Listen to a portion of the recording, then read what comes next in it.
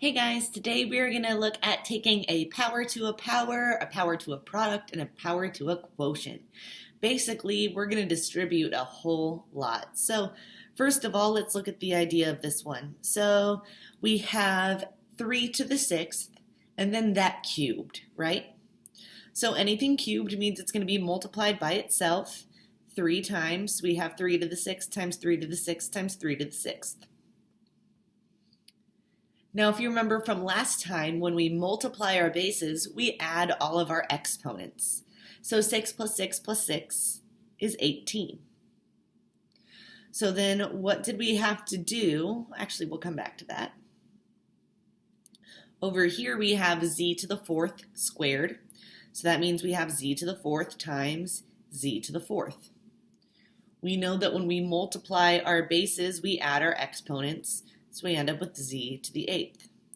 So what did we have to do with 3 and 6 to get to 18 and 2 and 4 to get to 8? Yeah, we had to multiply them.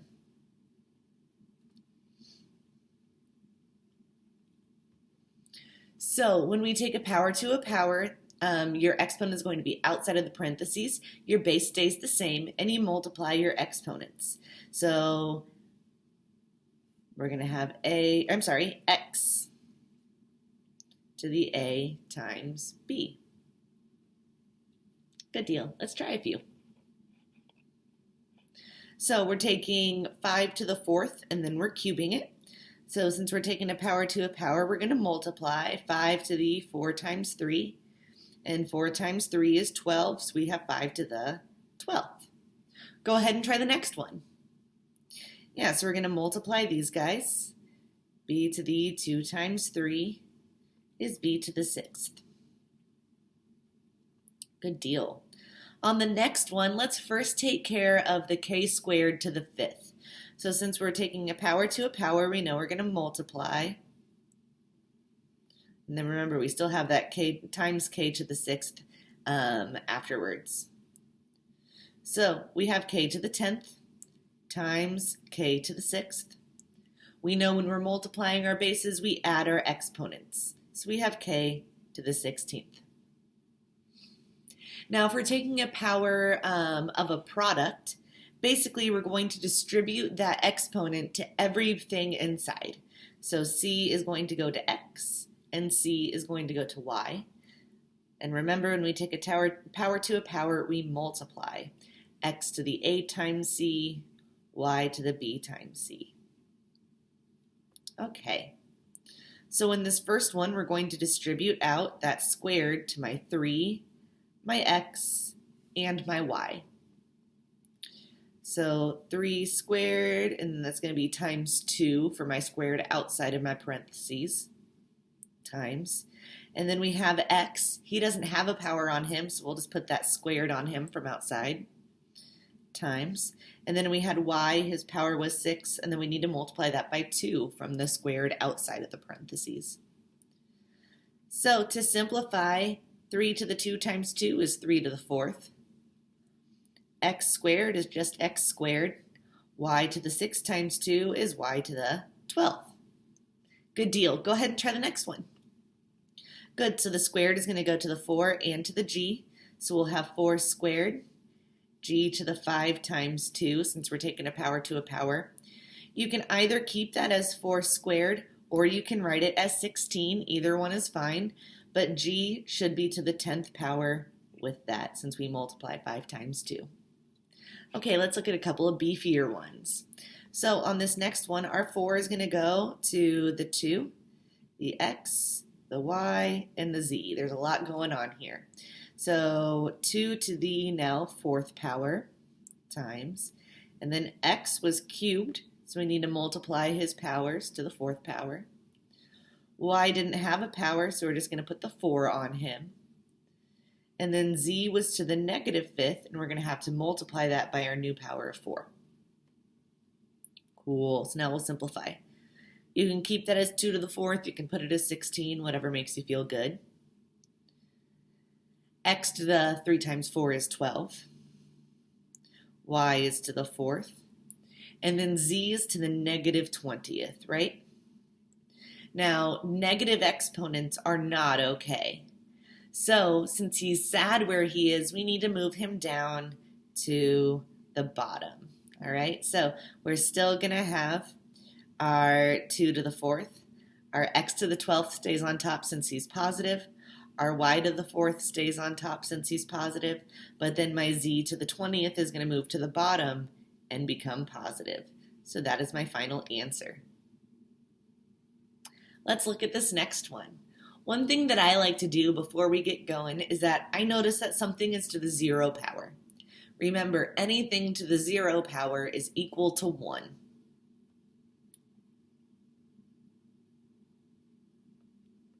So really, I'm taking 2 times 1, which is just 2. Then we have our n, and then he's cubed again.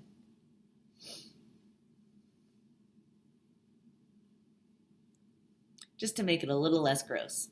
So that cubed is going to go to my 2 and my n. So 2 cubed, n cubed. And my squared is going to go to my 3 and my m. So 3 squared, m to the, now I'll have to multiply my powers, 4 times 2. So we have a 2 cubed times, we have a 3 squared times n cubed, and then we have m to the 8th. So you can keep it like that.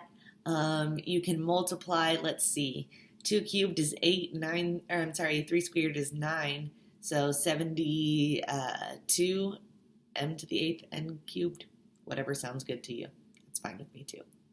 Go ahead and try that last big beefy one for me.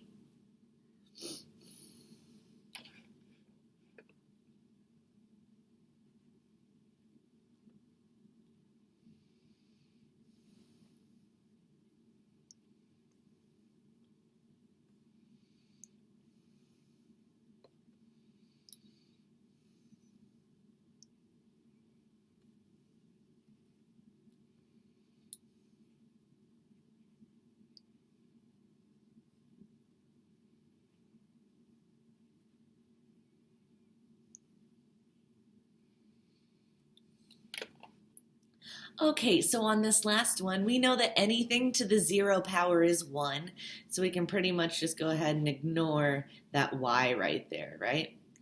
Cool. And then we take that 4 power to both my x to the negative 3rd and my z. Now, one thing that can get a little bit confusing is with this x cubed out front. We're so used to distributing things that go out front that sometimes it can feel like you're supposed to do that. Remember, the parentheses just mean that you're being multiplying. So that x cubed, you're just multiplying that by everything out in front, which is exactly what I did. So we took that 4 to both our 12, or I'm sorry, our x and our z. And then we have our x cubed times x to the negative 12th. So when we multiply, we need to add our exponents, and we'll get that negative 9. And we have a negative exponent that needs to move down to the bottom. Okay, so same idea with powers of a quotient. Remember, a quotient means an answer to a division problem. So a lot of times this shows up as fractions for us. So x over y cubed, remember that is the same thing as x over y times x over y times x over y. Well, when we multiply fractions, we multiply straight across. So x times x times x is x cubed. Y times y times y is y cubed. So once again, we can just take that power and distribute it to everything on the inside of the parentheses. So in this one, our c, that power, is going to go to both my x and my y. So we'll have x to the a times c over y to the b times c. We're still going to multiply those powers. So on this first one, our 5th power is going to go to our m and our n. So we'll have m to the 5th over n to the 5th.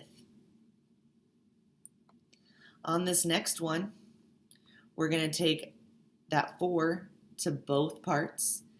3 is going to be to the 4th power over, and then we have x Since he's squared, we need to multiply our exponents. 2 times 4. So we'll keep 3 to the 4th on top, and we'll end up with x to the 8th down there on the bottom. Go ahead and try the next one. Yeah, so we're going to end up with 1 cubed over 3 cubed. 1 cubed is just 1.